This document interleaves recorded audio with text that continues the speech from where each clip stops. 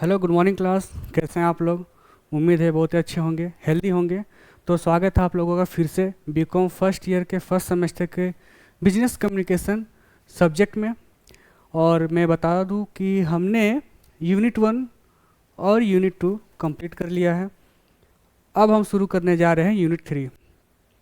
ये आपके यूनिट्स यहाँ पे जो मैंने लिखे थे। हम यूनिट 3 में पढ़ने वाले हैं नॉन वर्बल कम्युनिकेशन के बारे में। हालांकि मैंने इसके इस पॉइंट को लेके, इस टर्म को लेके मैंने जो है डेफिनेशन पहले दे दिया है, पर अब हम थोड़ा सा डिटेल में जानेंगे इसको। आसान शब्दों का इस्तेमाल करेंगे, ज़्यादा टेक्निकल लैंग्वेज का इस्तेमाल नहीं करेंगे। तो एक बार मैं आपको दिखा दूं कि यूनिट 3 में हमें जो पढ़ना है non verbal communication, effective listening, interviewing skills, modern communication, उसके मैनर जो एथिक्स हैं उसके बारे में हम लोग जानेंगे यहाँ पे। चलिए तब अब जो है शुरू करते हैं। बहुत लंबा टाइम हो गया।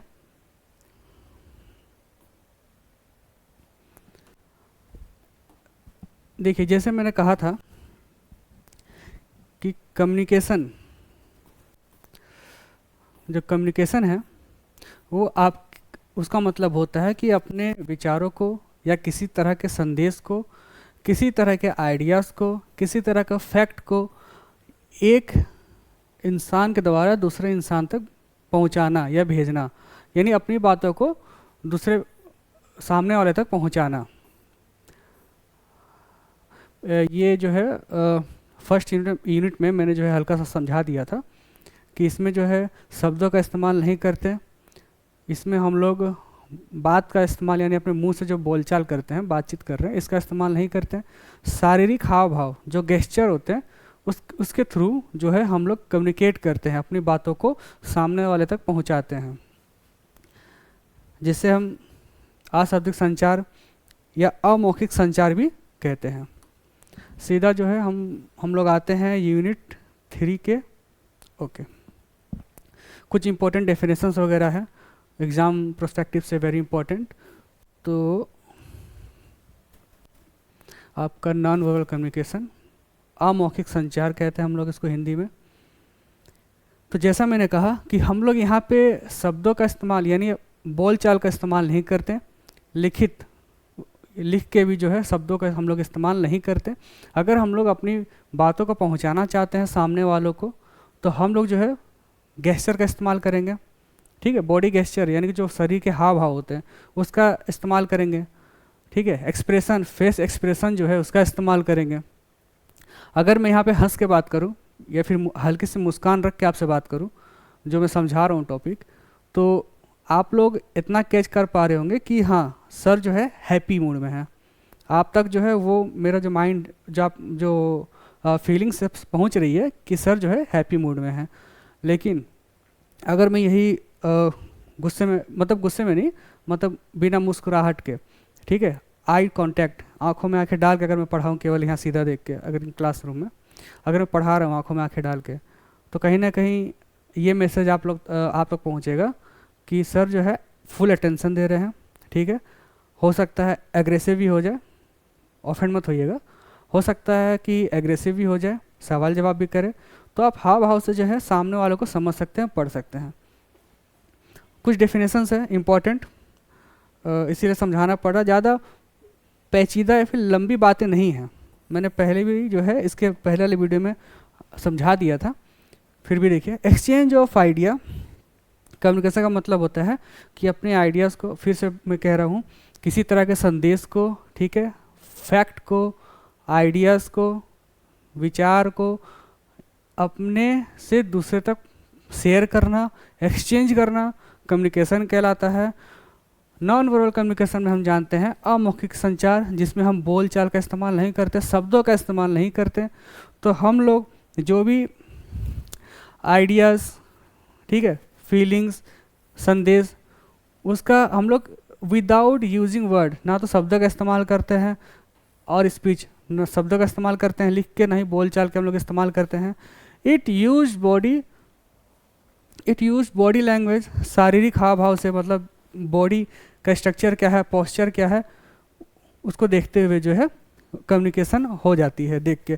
फेशियल एक्सप्रेशन, चेहरे के हाव भाव से कि सामने वाला खुश है कि अपसेट है कि एग्रेसिव है, ठीक है, एटीट्यूड रखता है, किस तरह के रुझान से। गेस्चर, वही बात होगी। टोन, अगर मैं तेज आवाज़ में बात करूं तो लगेगा कि हाँ सर थोड़ा सा जो है ऑफ मूड में है, लेकिन अगर मैं ये अच्छे से बात करूं तो लगेगा कि हाँ सर जो है नॉर्मल है या फिर हैप्पीली मूड में है। टोन हो गया। And appearance to express, appearance का मतलब ये हो गया कि अगर मान लीजिए मैं क्लास ले रहा हूँ, ठीक है, मैंने जो है ये ड्रेस पहना है, फॉर्मल ड्रेस है, आपके सामने में बाकायदे फॉर्मल ड्रेस पहन के खड़ा हूँ तो लग रहा है कि हाँ सर जो है कुछ पढ़ाएंगे, इंपॉर्टेंट है, और माहौल भी हो जाएगा कि हाँ कुछ ऑफिशियल चीज़ें हैं या फिर कुछ ज़रूरी नोट्स होंगे, समरीज होंगे जो सर बताएंगे। लेकिन अगर मैं ही फंकी ड्रेस मतलब कि जो होते हैं ना चटपटे कपड़े वगैरह, ऑफेंस होने की ज़रूरत नहीं है, मैं फिर से कह रहा हूँ, तो अगर मैं फंकी ड्रेस पहन के आऊँ तो वो जो ड्रेस का जो वो है ना अपीयरेंस, अगर मैं पहन के खड़ा हूँ आपके सामने तो उस तरह का मैसेज आप तक नहीं जाएगा, आप लोग शायद सीरियस ना ले, हो सकता है फ्रेंडली नेचर में आप लोग आ जाएं। तो कहीं ना कहीं जो आपका अपीयरेंस है ये भी जो है आपका नॉन वर्बल कम्युनिकेशन का एक पार्ट है। मैं फिर से समझा दे रहा हूँ, बहुत ही ईजी है। बिना बोल चाल के, बिना किसी शब्द के अगर हम अपनी बातों को, किसी तरह के संदेश को सामने वाला तक पहुँचाते हैं तो आपका नॉन वर्बल कम्युनिकेशन कहलाता है। डेफिनेशंस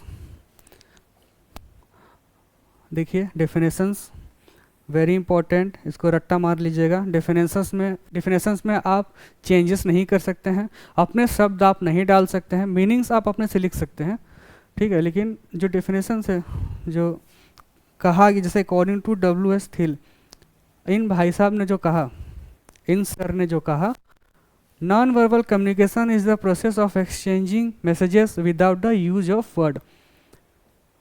नॉन वर्बल कम्युनिकेशन का जो प्रक्रिया है, बिना बोले संदेशों का आदान प्रदान है, बिना बोले, बिना कुछ कहे, बिना किसी शब्द के लिखे संदेशों का आदान प्रदान जो है आपका नॉन वर्बल कम्युनिकेशन कहलाता है। हालांकि भावनाएं सेम हैं लेकिन शब्द गहरे हैं, तो आप शब्दों में हेरफेर नहीं कर सकते, डेफिनेशंस में आप शब्दों का हेरफेर नहीं कर सकते।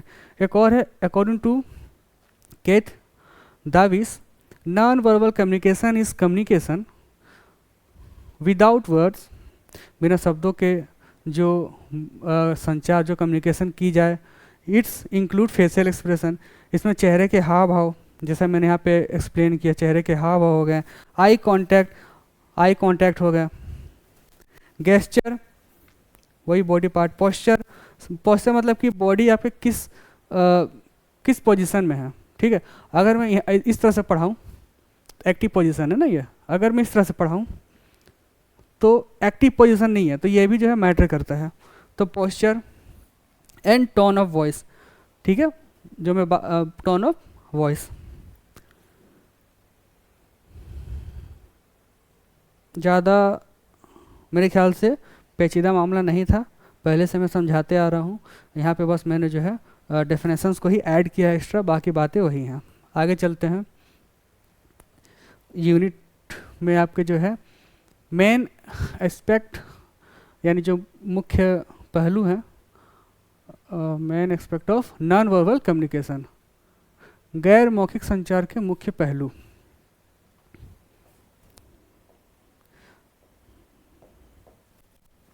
जैसा मैंने कहा, फेशियल एक्सप्रेशन सामने वाले के चेहरे के हाव भाव से आपको पता चल जाएगा कि वह हैप्पी है, गुस्से में है, उदास है, कि चेहरे पे डर है, या फिर वो सरप्राइज है, या फिर चौंक गया है, या फिर आश्चर्यचकित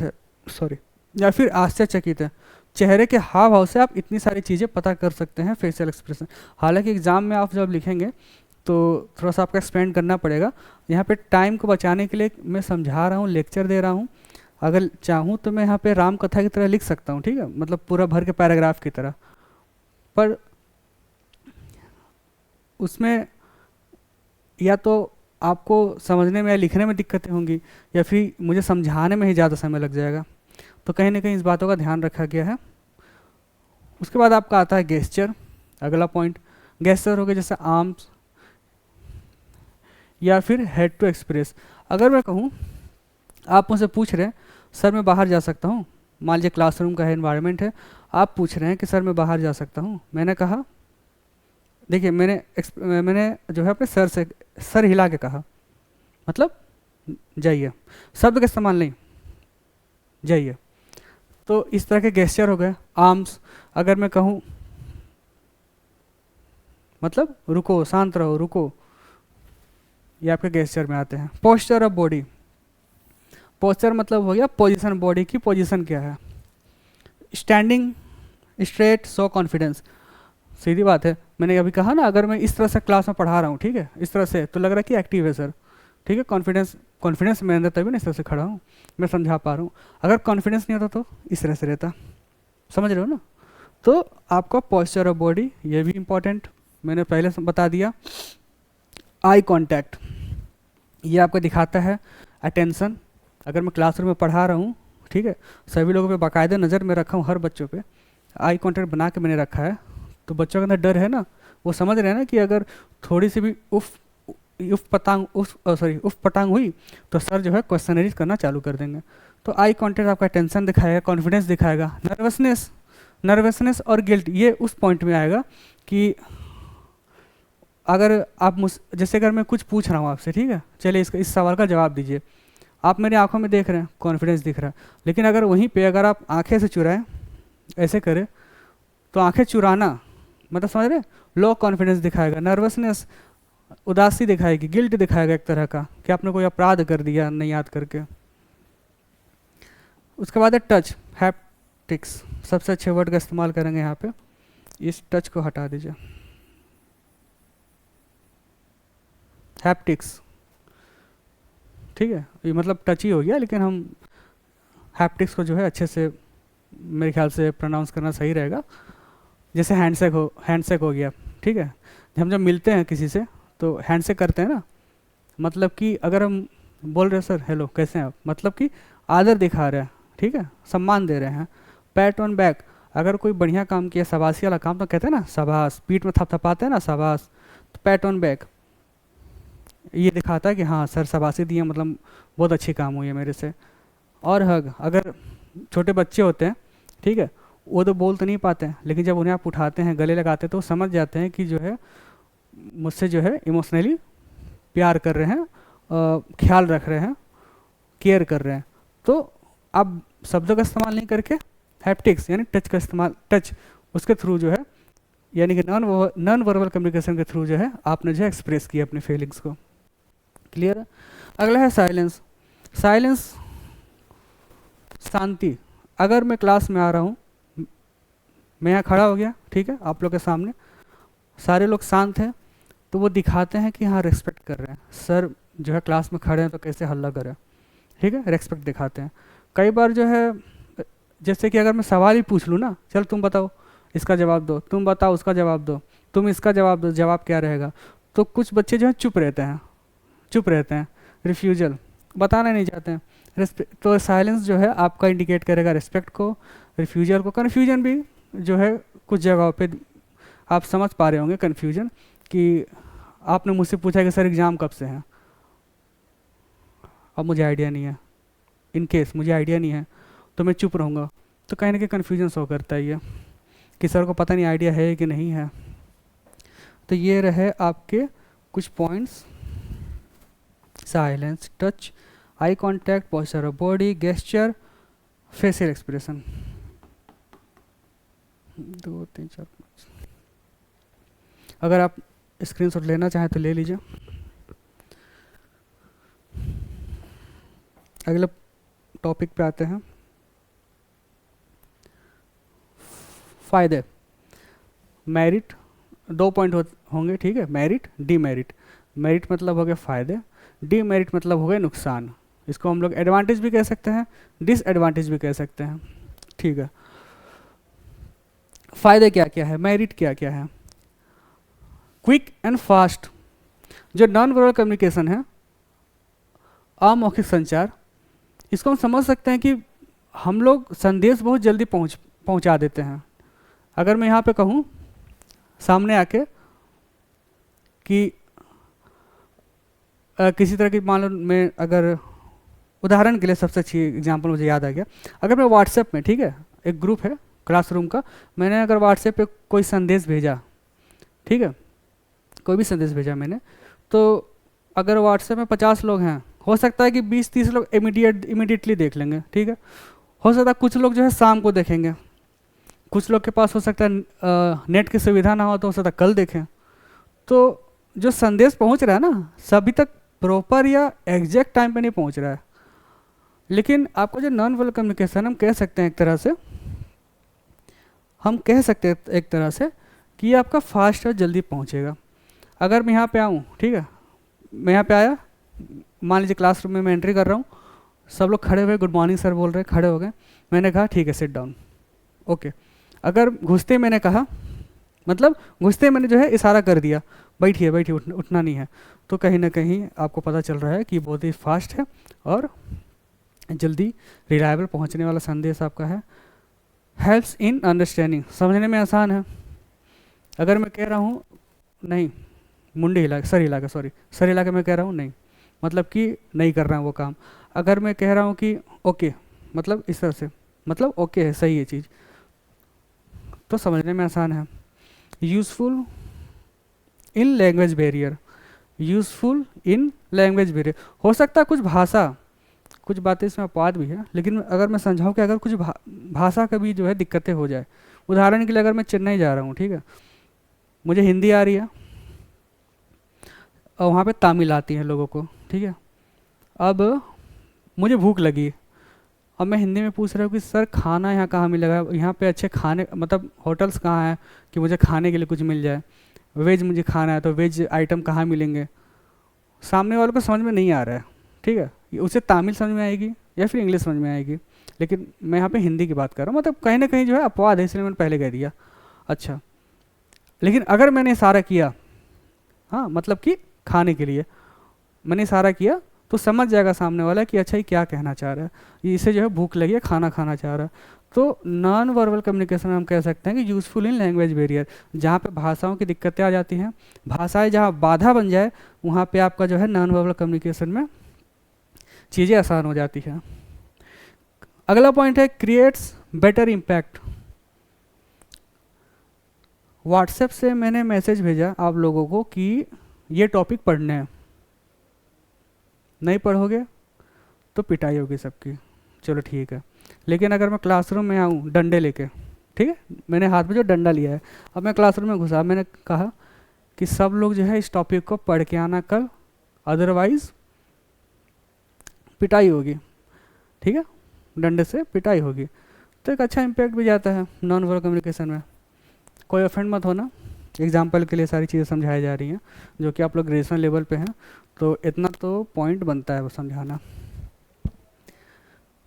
good for illiterate people, illiterate का मतलब हो गया कि जो लोग पढ़े लिखे नहीं हैं, जो लोग पढ़े लिखे नहीं हैं उनके लिए भी बहुत ही अच्छी चीज़ है। अब जैसे मैं कहूँ, ठीक है, अगर मैं कहूँ कि एक नोटिस जारी हुआ है कि आप लोग को घर खाली करना है क्योंकि यहाँ पे जो है घर को तोड़ा जाएगा, ठीक है, ऐसे कुछ बातें हैं, घर को तोड़ा जाएगा या फिर सड़कें बनेंगी या फिर साफ़ सफाई अभियान होगा, तो आप लोग कुछ समय के लिए जो है घर छोड़ के चले जाइए। तो नोटिस मान लेते हैं, पढ़े लिखे लोग तो पढ़ लेंगे, इलिटरेट पीपल तो पढ़ नहीं पाएंगे, उन तक तो कम्युनिकेशन पहुंचा ही नहीं ना, संचार तो उन तक हुआ ही नहीं। तब कहीं ना कहीं नॉन वर्बल कम्युनिकेशन भी जो है यहाँ पे बहुत ही अच्छी भूमिका निभाता है।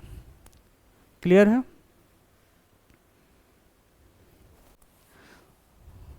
अगर समझ में तब भी ना आए, तब भी आप जो है पूछ लीजिएगा, इसको और अच्छे से समझाने की जिम्मेदारी मेरी है।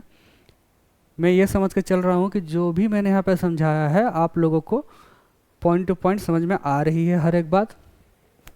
वीडियो ज़्यादा लंबा नहीं करना है, लंबा करने का मतलब कि लेंदी नहीं करना है, इंफॉर्मेशन को ओवरलोड नहीं करना है। ओवरलोड भी जो है कहीं ना कहीं आपका बैरियर पैदा कर देगा, पता है ना। ओवरलोड, अगर किसी भी इंफॉर्मेशन, किसी भी जानकारी का ओवरलोड कर दिया जाए, हद से ज़्यादा बता दिया जाए, तो ये आपका बैरियर पैदा कर देगा, बाधाएं पैदा कर देगी। आशा है आप लोग समझ पा रहे होंगे। आगे चलते हैं। अगर हमने मेरिट पढ़ा है तो हो सकता है अगला पॉइंट डीमेरिट हो। ओके, डीमेरिट्स, डिसएडवांटेजेस या फिर नुकसान या फिर हानि कह सकते हैं। जो लोग हिंदी मीडियम वाले हैं उनके लिए भी आसान हो, जो इंग्लिश मीडियम वाले हैं उनके लिए तो है ही।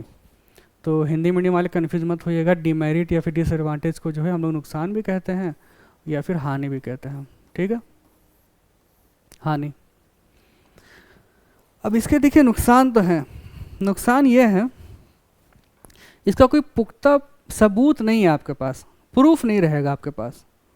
अगर मैं कहूँ मैंने क्या किया क्लासरूम में, मैंने जो है क्लासरूम में या फिर क्लासरूम में जो वाइट बोर्ड है, मैंने मार्कर से लिख दिया, मैंने मार्कर से लिख दिया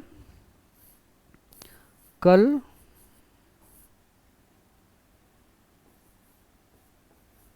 स्कूल या फिर कॉलेज, ठीक है, कॉलेज बंद रहेगा या रहेंगे, कल स्कूल या कॉलेज जो है बंद रहेंगे। मैंने ये जो है वाइट बोर्ड पे लिख दिया, ठीक है, वाइट बोर्ड पे मैंने लिख दिया।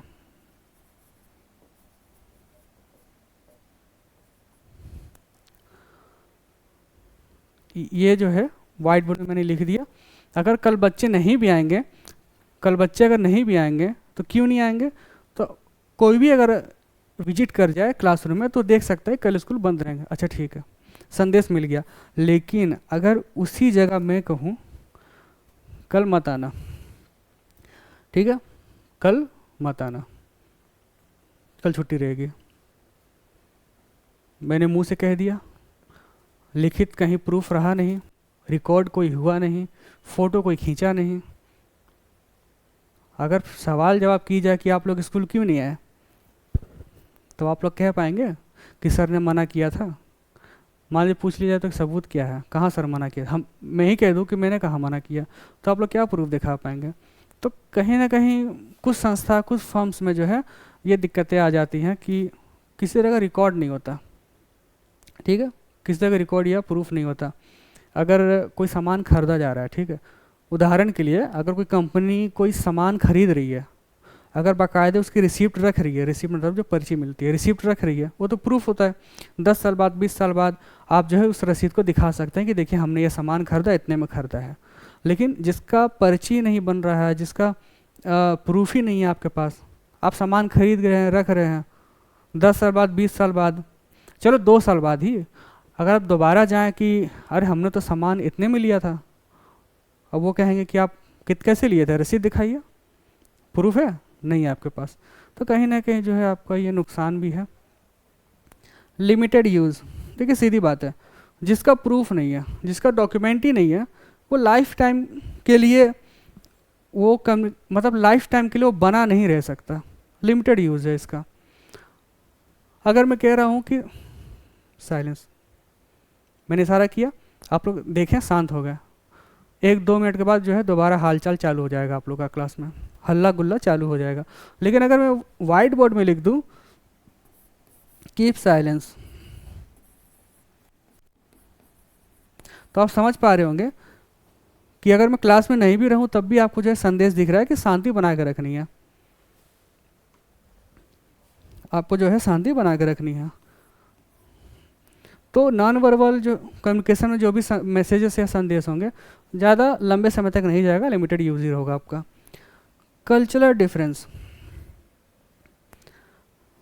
जो मैंने अभी एग्जांपल दिया ना कि अगर मैं साउथ में जा रहा हूँ, ठीक है, साउथ इंडियन मतलब मैं तमिलनाडु जा रहा हूँ, अगर मुझे वहाँ बात करनी है, ठीक है, तो अगर अलग कल्चर रहेंगे तो अलग कल्चर का मतलब देखिए यहाँ पे क्या है ना, इमोशनल अटैचमेंट भी है। अलग डिफरेंट कल्चर का मतलब ये हो गया कि ट्रस्ट इशू, ठीक है, मतलब भरोसा जल्दी नहीं हो पाएगा, ठीक है, इसको हम लोग कह सकते हैं ट्रस्ट इशू।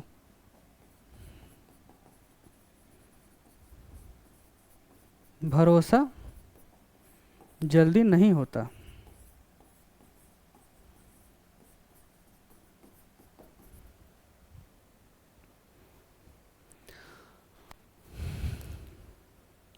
भरोसा जो है जल्दी नहीं होता। अगर मैं, ठीक है, अगर मैं किसी से बात कर रहा हूँ, वो अलग अलग मतलब कल्चर से, अलग स्टेट से बिलोंग करता है, अगर वो मुझे समझा रहा है कि भाई साहब ये ट्रेन मत पकड़ी, ये ट्रेन वहाँ चली जाएगी, कई बार ऐसे जो है बदमाशियाँ मिल जाती हैं, ये ट्रेन मत पकड़िएगा, ये ट्रेन जो है वहाँ चली जाएगी, ठीक है। अब वो जो है दूसरा स्टेट के हैं, ठीक है, दूसरे कल्चर से बिलोंग रखते हैं, तो मुझे भरोसा नहीं होगा। तो मैं बस कंफर्म करने के लिए जो है उस इंसान को खोजूंगा जिसे हिंदी आती हो, ठीक है, जो बात कर पाए बिना किसी रुकावट के। मैं उनसे पूछूंगा कि ये जो ट्रेन है क्या वहाँ जाएगी, वो बोलेंगे हाँ जाएगी वहाँ पे। तो कहीं ना कहीं जो है आपका एक तरह का जो है ट्रस्ट इशू पॉइंट जो है ये निकाल के साबित कर देगा। नो श्योर फीडबैक, इसमें जो है फीडबैक प्रतिक्रिया मिलना संभव या ज़रूरी नहीं है कि आपको जो है फीडबैक मिले। इसमें ज़रूरी नहीं है कि आपको फीडबैक मिले हर एक कम्युनिकेशन पे या फिर हर एक सवाल जवाब पे आपको जो है फीडबैक मिल जाए। अगर मैं यहाँ पे इशारा कर रहा हूँ, ठीक है, अगर मैंने गेस्चर किया इस तरह से, तो क्या आप लोग भी वही फीडबैक देंगे? ओके सर, नहीं ना, सीधा मैंने यहाँ पे इशारा किया, आप लोग चुप हो गए, शांत हो गए। कई सारी चीज़ें हैं, तो इसमें ज़रूरी नहीं है कि आपको फीडबैक मिले। आसान शब्दों का इस्तेमाल किया गया है। मैंने कोशिश की है कि आसान लैंग्वेज मतलब पॉइंट्स छोटे रखे जाएं, ज़्यादा बड़े पॉइंट्स ना लिखूं, ज़्यादा पॉइंट बड़े ना लिखूं ताकि आप लोग को कन्फ्यूजन हो। ठीक, तो हमने जो है यूनिट 3 आज स्टार्ट किया है, जिसमें से जो आपका नॉन वर्बल कम्युनिकेशन है उसके बारे में हमने जो है और थोड़ा डीपली जाना, फ़ायदे नुकसान जाने। हालांकि इसके बारे में इसके पहले वाले वीडियोस में जो है मैंने डिस्कस कर लिया है, फिर भी जो है मैंने यहाँ पे दोबारा डिस्कस किया। हमने फ़ायदे जाने, नुकसान जाने, इम्पोर्टेंस पॉइंट्स क्या है उसके बारे में जाने। अब जो है हमें अब पढ़ना है इफेक्टिव लिसनिंग। इफेक्टिव लिसनिंग, देखिए कम्युनिकेशन, ठीक है, अगर संचार हो रहा है, कम्युनिकेशन मतलब बातें, इंग्लिश, रुक जाइए मैं एक मिनट में लिख के समझा रहा हूँ। कम्युनिकेशन हिंदी में संचार कहते हैं। हमने जाना कि किसी भी एक इंडिविजुअल, किसी एक इंस्टीट्यूट, किसी एक फर्म या किसी एक बिजनेस यूनिट के द्वारा दूसरे बिजनेस यूनिट या दूसरे फर्म या दूसरे इंडिविजुअल से दूसरे इंस्टीट्यूट तक, ठीक है, संदेशों का आदान प्रदान आपका कम्युनिकेशन कहलाता है। क्लियर है? यहाँ से मैसेज जाएगा, यहाँ से जो है मैसेज जाता सेंडर के द्वारा, और रिसीवर के द्वारा जो है फीडबैक मिलता है ना। लेकिन कम्युनिकेशन कब सक्सेस होगा, ये भी मेन पॉइंट है। मैंने कहा कि बैरियर्स, इससे पहले वाली वीडियो में जो है मैंने समझाया था बैरियर्स, बाधाएं क्या क्या हो सकती हैं। तो उसी तरह बाधाएं तो ठीक है, कम्युनिकेशन के बीच में मतलब यहाँ से जो संदेश भेज दिया गया, चाहे बोल के चाहे लिख के, जो है संदेश यहाँ से निकल गई है। जैसे होती है ना, गोली निकल गई, बंदूक से गोली निकल चुकी है, अभी यहाँ तक पहुँची नहीं है, तो बीच में जो है आपके बैरियर्स आ सकते हैं, बीच में जो है आपके बैरियर्स आ सकते हैं। हालांकि अपवाद में अगर मैं बताऊं तो लैंग्वेज बैरियर भी जो है आपके सेंडर के थ्रू हो सकता है, और सही से ना सुन पाना, सही से ना समझ पाना, ये अपवाद भी जो है आपके रिसीवर के थ्रू हो सकती है। ठीक है, ये हो गया बैरियर्स के बारे में मैंने समझाया। Effective listening very important. अगर संचार हो रही है, ठीक है, मतलब संदेश आपको मिल रहा है, प्राप्त हो रहा है, तो बहुत ही इंपॉर्टेंट एलिमेंट है कि आप आपको सुनाई देना चाहिए, अच्छे से आप सुन पा रहे हो, अच्छे से समझ पा रहे हो, सुनने की प्रक्रिया अच्छे से होनी जरूरी है। अगर किसी भी संदेश को आप सही से सुन पा रहे हैं, तो सुनने का मतलब क्या है कि अगर आप सुन रहे हो तो आपको समझ में भी आ रहा है उस चीज़ को, आप उस चीज़ को समझ पा रहे हैं। जब आप उस चीज़ को समझ पाएंगे तो फिर आप उस संदेश का सही प्रतिक्रिया दे पाएंगे, सही फीडबैक दे पाएंगे।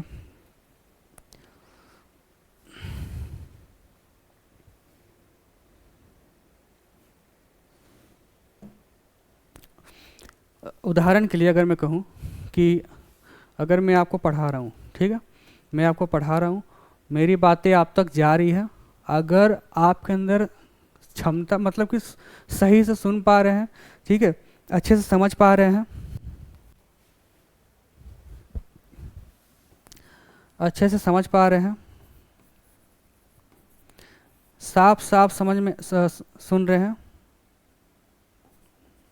आवाज़ सही साफ साफ आवाज़ में आप सुन रहे हैं, समझ रहे हैं, दिक्कतें नहीं आ रही हैं, तो आपकी जो प्रक्रिया है ना इफेक्टिव लिसनिंग, तो हम कह सकते हैं कि यहाँ पे इफेक्टिव लिसनिंग हुई है।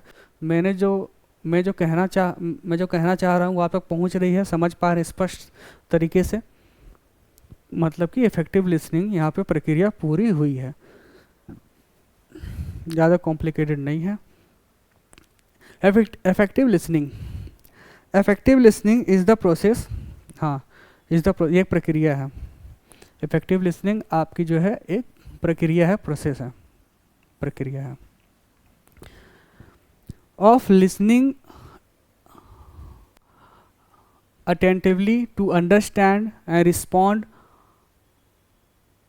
Appropriately to the speaker. मतलब जो सुन रहा है, ठीक है, जो बातें कही गई है अगर सही से सुनी जा रही है, सही तरीके से सुनी जा रही है, समझी जा रही है, क्लियर सुनेंगे तो समझ में भी आएगा, और उसको जवाब भी दे रहे हैं, यानी कि फीडबैक दे रहे हैं, तो हम कह सकते हैं कि ये जो प्रक्रिया है पूरी हुई है, इफेक्टिव लिसनिंग की प्रक्रिया पूरी हुई है। बताइए कुछ इसमें ऐसी बात है जो ज़्यादा कॉम्प्लिकेटेड हो? सॉरी, बताइए, नहीं है ना? तो हम क्या कहेंगे, इफेक्टिव लिसनिंग आपका एक प्रक्रिया है, ठीक है, जिसमें अगर संदेश पहुंच रहा है, जो संदेश जिस तक पहुंच रही है, रिसीवर अगर वो सही से उस संदेश को सुन रहा है, क्लियर सुनने का मतलब है कि उसे समझ में आ रहा है, ठीक है, क्लियर सुनने अगर सुन रहा है वो, ठीक है, क्लियर अगर वो सुन रहा है, लिसनिंग सुन रहा है, उसे क्लियर समझ में आ रहा है, अंडरस्टैंड क्लियर समझ में आ रहा है, ठीक है, तो और वो उसकी प्रतिक्रिया भी दे रहा है, मैसेज संदेश समझ में आया तभी तो प्रतिक्रिया दे पाएगा, वो प्रतिक्रिया दे रहा है, फीडबैक दे रहा है, तो हम कह सकते हैं कि ये जो प्रोसेस है ना, ये जो प्रक्रिया है ये पूरी हुई है, ये जो प्रक्रिया है ये अच्छे से पूरी हुई है। ये प्रक्रिया कौन सी कहलाएगी? ये कहलाएगी इफेक्टिव लिसनिंग, ये प्रक्रिया कहलाएगी इफेक्टिव लिसनिंग। अगले स्लाइड पे चलते हैं। इम्पोर्टेंस, महत्व क्या है इसके?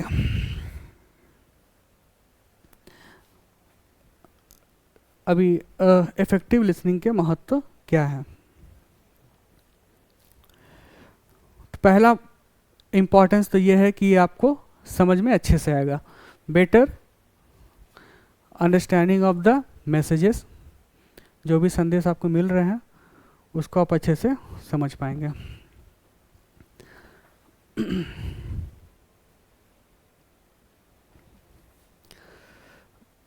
जरा एक मिनट, मैं फिर से बता दूं कि यूनिट 3 हमारा चल रहा था, ठीक है, ओके। नॉन वर्बल एस्पेक्ट हमने ख़त्म कर लिया, इफेक्टिव लिसनिंग हम चालू कर रहे हैं, चालू हमने कर ही दिया है। हमने ये जाना कि इफेक्टिव लिसनिंग एक प्रक्रिया है, एक प्रोसेस है, जिसका प्रोसेस मतलब क्या कि जो संदेश रिसीवर तक मिल रहा है उसे वह सही साफ समझ कर, अगर सही साफ सुन रहा है, वो सही तरीके से सुन रहा है, सुनने के बाद वो सही से समझ पा रहा है, संदेश का जो मीनिंग है समझ ले रहा है, समझे गए संदेश का वो फीडबैक जो है वापस दे पा रहा है, तो हम कह सकते हैं कि हाँ, यहाँ पे जो प्रक्रिया है वो जो है अच्छे से पूरी हुई है।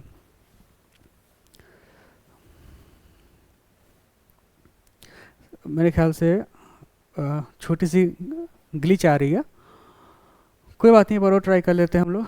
अगर अभी भी अगर ग्लिच आती है तो मैं आपको जो है नोट में समझा दूंगा अच्छे से। टेंशन की बात नहीं है, मैसेज आप तक पहुंच जाएंगे अच्छे से।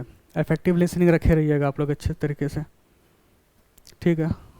टू बेटर अंडरस्टैंड, जो भी संदेश हम पहुंचा रहे हैं, मतलब जो भी इफेक्टिव लिसनिंग में जो आपको समझ में उसका मुख्य बिंदु ये है कि आपको समझ में अच्छे से आएगा। अच्छे से समझना, अगर आप सही से सुन पा रहे हैं तो आप संदेश को अच्छे से समझ पाएंगे, ठीक है। पहला पॉइंट ये हो गया। दूसरा है मेक कम्युनिकेशन क्लियर। अगर मुझे आपका संदेश अच्छे से समझ में आ रहा है, आप जो समझाना चाहे मैंने अच्छे से सुन लिया, अच्छे से मुझे समझ में आया, तो फिर मैं उसका जवाब, फीडबैक या फिर बात को आगे बढ़ाना मैं अच्छे तरीके से और कर सकता हूँ। यही होगा ना, अगर आप कोई आपको कोई चीज़ कह रहा है, अगर मैं आपको कोई बात कह रहा हूँ, आपको समझ में आया, तो आप सवाल जवाब तो करेंगे ना कि ऐसा क्या है, क्यों है, इसके आगे क्या हो सकता है। तो हम कह सकते हैं कि एक अच्छा कम्युनिकेशन जो है आपका यहाँ पे बन सकता है, जो इन्वायरमेंट है वो बन सकता है। Make relationship strong. मैंने आपको कहा अच्छे से मतलब कोई संदेश देना चाहा, आप अच्छे से समझ गए, ठीक है, तो आप कह सकते हैं ना कि हाँ, बात मुझे समझ में आई। अगर मैं बार बार उसी संदेश को दोहरा रहा हूँ और आप कह रहे हैं कि सर नहीं समझ में आया, दोबारा समझाइए, सर नहीं सुन पाया, दोबारा समझाइए, बार बार कहीं ना कहीं ये अपवाद एक हो जाएगा, बैरियर्स पैदा हो जाएंगे। तो हम कह सकते हैं कि एक इफेक्टिव लिसनिंग जो पॉइंट है कि एक अच्छा सा संबंध, ठीक है, सेंडर और रिसीवर के बीच में एक अच्छा रिलेशनशिप जो है इस्टेब्लिश कर देगा। अगर हम अच्छे से कोई भी संदेश को भेज रहे हैं, सामने वाला उसको अच्छे से सुन रहा है, सुनने का मतलब वो समझ पा रहा है, क्लियर समझने का मतलब है कि फीडबैक भी दे पा रहा है, तो हम कह सकते हैं कि बीच में जो भी आपकी मिसअंडरस्टैंडिंग, ठीक है, अगर सही संदेश रिसीवर तक पहुंच गया, संदेश का सही मतलब उसने समझ लिया, उसका फीडबैक जो है दोबारा सेंडर को अगर भेजा, तो सेंडर ये सुनिश्चित कर लेगा कि जो वो मैसेज भेजना चाह रहा था वो सही तरीके से जो है रिसीवर तक पहुंच चुका है।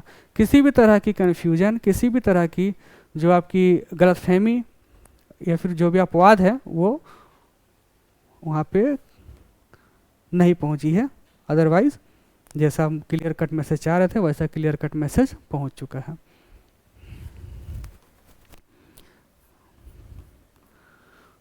हालांकि पॉइंट्स और भी बनते थे, पर इफ़ेक्टिव लिसनिंग कुछ ज़्यादा बड़ी टॉपिक नहीं थी, ठीक है, इसलिए मैंने कोशिश किया कि शब्दों का इस्तेमाल किया जाए एग्ज़ाम्स में लिखने के लिए। जो आपके सामने मैं यहाँ लिखूँ आप एग्ज़ाम में लिखने के लिए कर पाएँ। स्क्रीनशॉट लेना चाहते हैं स्क्रीनशॉट ले सकते हैं। विशेषताएं, फीचर्स, इफेक्टिव लिसनिंग के कुछ खास विशेषताओं के बारे में हम जानेंगे।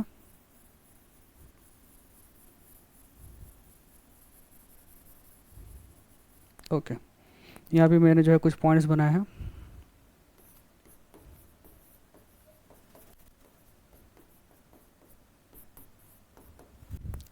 पहला है फुल अटेंशन।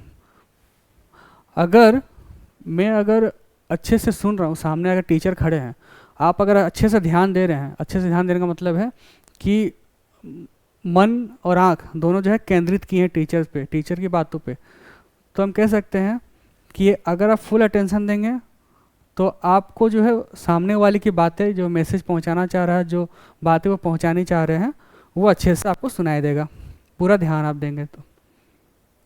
अंडरस्टैंडिंग, अगर आप सही से सुनेंगे, अंडरस्टैंडिंग मतलब किसी तरह, मतलब जो वो संदेश पहुंचाना चाह रहे हैं वो संदेश आप तक पहुंच चुका है, दोबारा उसे रिपीट नहीं करना पड़ा टीचर को। एक बार जो कहा आप तक पहुंच गया, दोबारा जो है रिपीट नहीं करना पड़ा। इसीलिए कहते हैं ना क्लास में शांत रहा करिए, दो चार लोग अगर हल्ला भी करेंगे तो संदेश जो है कहीं ना कहीं टूटा फूटा सा, बिखरा बिखरा सा हो जाता है। इसीलिए हम लोग कहते हैं कि शांति से सुना करिए। अंडरस्टैंडिंग, ठीक है, जो बात कही गई है उसे अच्छे से समझना। अवॉइड इंटरप्शन, बीच में टोकना नहीं है। अगर सामने अगर कोई कुछ कह रहा है, ठीक है, अगर मैं कहूँ कि टीचर जो है कुछ समझा रहे, किसी टॉपिक को समझा रहे हैं, अगर बच्चे बार बार पूछना चाहे बीच में ही, ठीक है, बीच में समझा रहा है, टीचर समझा रहा है और बच्चे बीच में से ही पूछ रहे हैं कि सर आप ये पॉइंट छोड़ दिए, सर आपने ये पॉइंट छोड़ दिया, आप ये बताइए पहले, सर वहाँ मत जाइए, पहले इस पॉइंट को समझाइए, तो बीच में टोकना नहीं है, वरना कहीं ना कहीं इफेक्टिव लिसनिंग का कम्युनिकेशन ही प्रॉपर नहीं हो पाएगी। जब इफेक्टिव लिसनिंग नहीं होगा तो कम्युनिकेशन ऑलरेडी नहीं हो पाएगा। अच्छा, आस्क क्वेश्चन, सही समय पे सही सवाल पूछना है। ये नहीं कि टीचर लिखा रहा तो वहीं पे पूछना चालू कर दे। टीचर एक बार अपना संदेश पहुंचा दे, पूरा मैंने अपनी बातों को पूरी रख दे, उसके बाद जो बीच का जो लूप मिलता है, ठीक है, लास्ट में जो लूप मिलता है, उसमें सही समय पे सही सही सवाल आपको पूछना चाहिए। कुछ समझ ना आए तो सही सवाल पूछना है सही समय पे। पॉजिटिव बॉडी लैंग्वेज, टीचर पढ़ा रहा है, ठीक है, और आप लोग एक्टिव नहीं हैं, ठीक है, कोई बेंच में सो रहा है, ठीक है, कोई सर ऐसे नीचे करके छुप रहा है, तो कहीं ना कहीं जो बॉडी पोस्चर है ना, ये भी आपको दर्शा देता है कि आपकी एक्टिविटी क्या है। तो हम कह सकते हैं कि एक प्रॉपर बॉडी पोस्चर होना वेरी इंपॉर्टेंट है। ये गेस्चर का साइन होता है नॉन वर्बल कम्युनिकेशन में। उसके बाद है फीडबैक, बिना फीडबैक के कम्युनिकेशन हो ही नहीं सकता, बिना फीडबैक के कम्युनिकेशन हो ही नहीं सकता। और फीडबैक कौन देता है? फीडबैक हमेशा रिसीवर देता है सेंडर को, कि उसे उस प्राप्त संदेश का क्या अर्थ समझ में आया।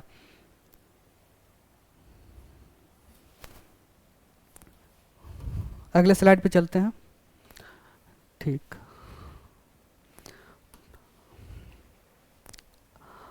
अब मैं अगर कहूँ कि हमने जो है, देखिए एक बार, हमने आज यूनिट 3 स्टार्ट किया था, जिसमें नॉन वर्बल कम्युनिकेशन के बारे में हमने जाना। हालांकि इसके बारे में जो है यूनिट 1 में ही जो है मैंने एक वीडियो ले लिया है और उसे डीपली समझाया भी था, पर कुछ पॉइंट्स, कुछ एग्ज़ाम प्रोस्पेक्टिव से इम्पॉर्टेंट, ठीक है, कुछ एलिमेंट्स जो रह गए थे उसको मैंने यहाँ पे कवर किया। इफेक्टिव लिसनिंग, ये हमने जो है इसे भी कवर कर लिया है। अब अगले क्लास में यूनिट 3 का जो सेकंड पार्ट आएगा, अगले क्लास में हम जानेंगे इंटरव्यू स्किल और मॉडर्न कम्युनिकेशन के मैनर, वही जो आपके एथिक्स होगा, ठीक है, नैतिक गुण क्या होंगे, वो इसके बारे में हम लोग जानेंगे। बहुत ही इजी है, इंटरेस्टिंग टॉपिक है ये वाला मॉडर्न कम्युनिकेशन। तो ठीक है, उम्मीद है कि ज़्यादा कन्फ्यूज़न नहीं हुआ होगा आप लोगों को। अगर किसी प्रकार की दिक्कतें हो तो फीडबैक जरूर दे दिया करिए। Thank you.